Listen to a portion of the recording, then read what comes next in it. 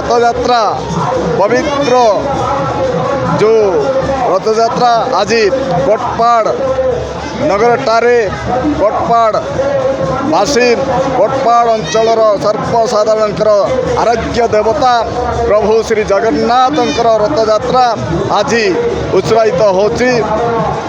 तेणु आज ये कोटपाड़ रे हजार हजार श्रद्धालु प्रभु श्री जगन्नाथ दर्शन करिबारे एटी विराजमान होचन। प्रभु श्री जगन्नाथ आशीर्वाद आज ये कोटपाड़ निर्वाचन मंडल सर्वसाधारण आशीर्वाद एवं प्रभु श्री जगन्नाथ आशीर्वाद आज भारतीय जनता पार्टी विजय हासिल करी।